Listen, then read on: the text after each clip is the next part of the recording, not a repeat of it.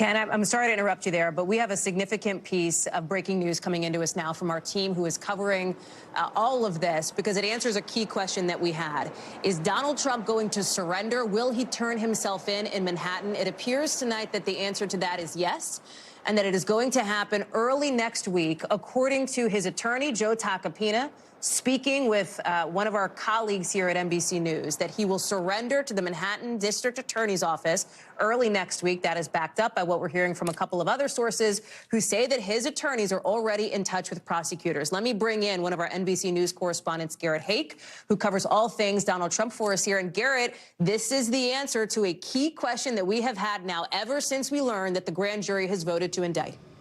Yeah, Hallie, the question goes back much further than that. And in fact, we know these conversations go back much further than that.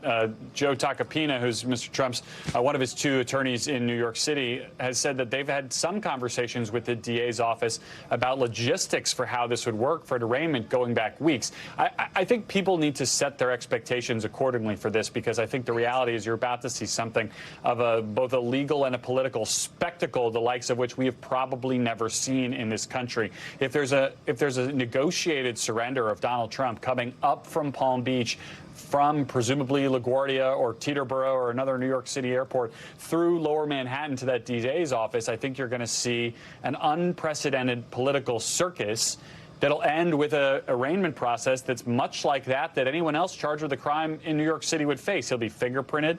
He'll have his mugshot taken. He'll have his cheek swabbed for DNA.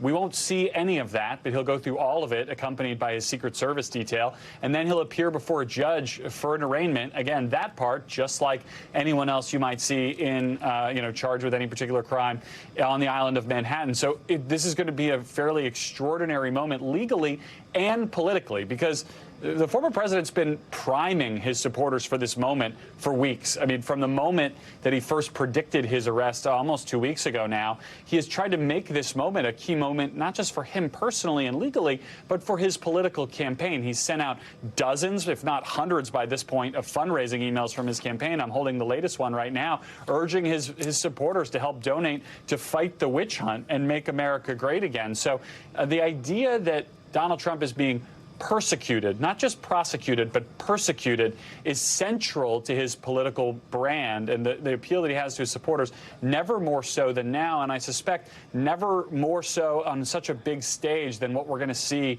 if and when that arraignment happens, as his attorneys suggest it will, early next week.